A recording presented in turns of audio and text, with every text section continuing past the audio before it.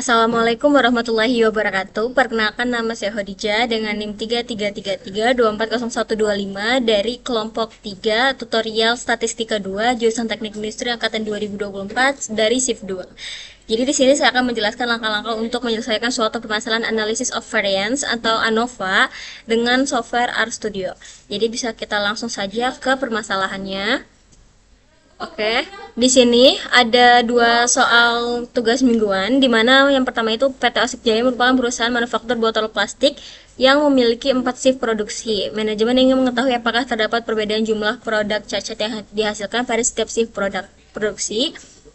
Oke, di sini kita bisa lihat bahwa ada jumlah produk cacat dari tiap shiftnya, di mana shiftnya ini ada 4 shift.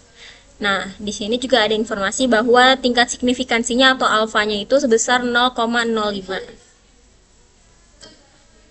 Baik, langkah pertama kita harus pindahkan dulu tabel atau data yang sudah ada dalam soal ke dalam bentuk Excel. Di mana Excelnya itu nanti kita harus satukan projectnya dengan RStudio. Setelah itu baru kita bisa mulai mengerjakan RStudionya.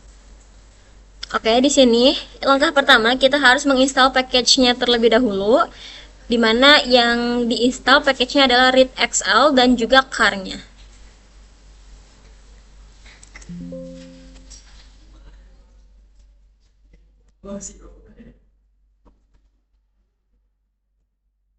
Oke, di sini sedang dibaca file install package-nya.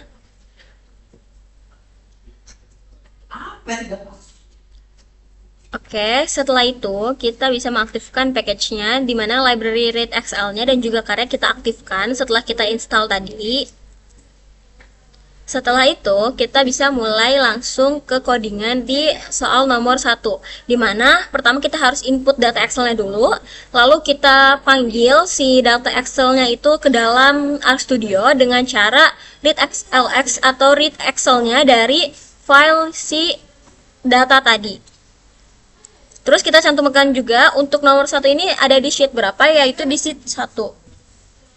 Nah, dari soal ini kita bisa lihat bahwa H0-nya itu merupakan mu shift 1 sama dengan mu shift 2, mu shift 3, dan juga mu shift 4.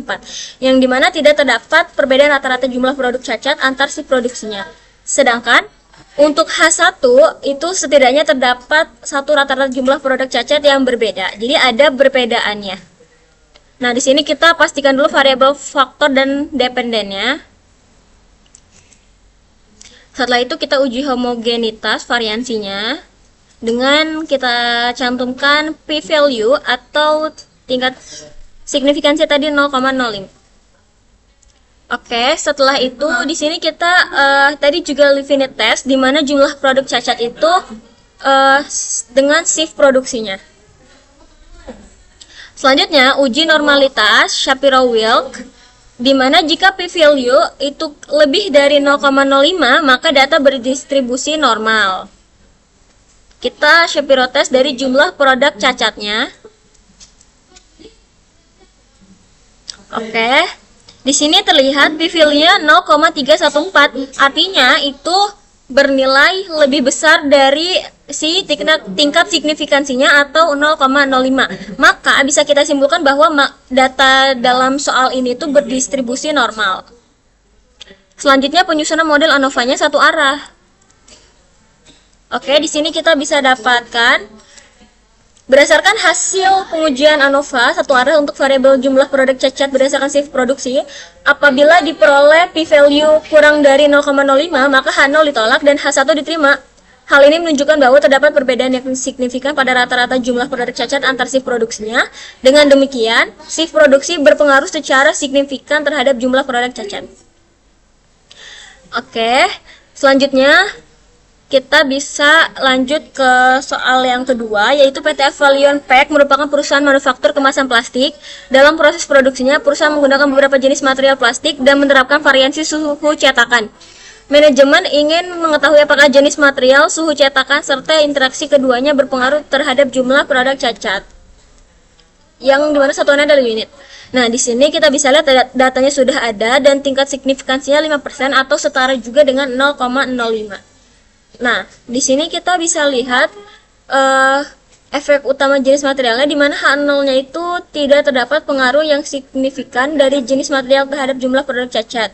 Untuk H1-nya terdapat pengaruh yang signifikan dan dari jenis material terhadap jumlah produk cacat. Untuk efek utama suhu cetakan, H0-nya tidak terdapat pengaruh yang signifikan dari suhu cetakan terhadap jumlah produk cacat. Untuk H1-nya terdapat pengaruh yang signifikan dari suhu cetakan terhadap jumlah produk cacat. Selanjutnya, yang terakhir yaitu interaksi jenis material dan suhu cetakannya. H0-nya tidak terdapat interaksi yang signifikan antara jenis material dan juga suhu cetakan terhadap jumlah produk cacat. Sedangkan untuk H1-nya yaitu terdapat interaksi yang signifikan antara jenis material dan suhu cetakan terhadap jumlah produk cacatnya. Oke, bisa kita langsung saja ke RStudio, dimana untuk nomor 2 ini juga kita sudah pindahkan ke file Excel yang sama dengan nomor 1. Jadi kita nggak perlu panggil lagi atau kita nggak perlu cantumkan dua file yang berbeda untuk di sintaksnya. Nah, untuk soal nomor 2 kita sama harus input data Excel dulu dengan format file yang sama, tapi sheetnya yaitu sheet 2. Selanjutnya mendefinisikan faktor dan variabel dependennya.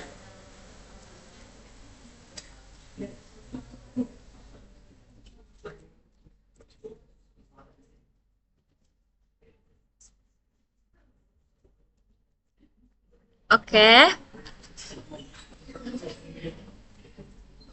Selanjutnya itu pengujian Levene test untuk homogen data, dimana jika nilai p-value-nya atau nilainya itu lebih dari 0,05, maka asumsi homogen ragam data terpenuhi. Jadi kita di sini pengen cek dulu. Oke. Selanjutnya uji normalitas Shapiro-Wilk. Nah, di sini syaratnya itu kan jika p-value lebih dari 0,05 maka data berdistribusi normal. Dan di sini kita dapatkan bahwa p-value-nya sama dengan 0,8914. Artinya itu bernilai lebih besar dari 0,05 dan data yang ada dalam soal nomor 2 ini berdistribusi normal. Dan terakhir penyusunan model ANOVA-nya. Oke, untuk di akhir ini kita dapatkan bahwa yang pertama efek utama jenis materialnya berdasarkan pengujian hipotesis untuk faktor jenis material apabila diperoleh nilai p-value kurang dari 0,5 maka H0 ditolak dan H1 diterima. Hal ini menunjukkan bahwa jenis material memiliki pengaruh yang signifikan terhadap jumlah produk cacat. Yang kedua, untuk efek utama suhu cetakan berdasarkan pengujian hipotesis untuk faktor suhu cetakan apabila diperoleh nilai p-value kurang dari 0,05 maka H0 ditolak dan H1 diterima. Hal ini menunjukkan bahwa suhu cetakan memiliki pengaruh yang signifikan terhadap jumlah produk cacat. Dan yang terakhir, untuk interaksi jenis material dan suhu cetakan berdasarkan pengujian hipotesisnya, apabila diperoleh nilai p-value yang kurang dari 0,05 maka H0 ditolak dan H1-nya diterima, yang berarti terdapat interaksi yang signifikan antara jenis material dan juga suhu cetakan terhadap jumlah produk cacat.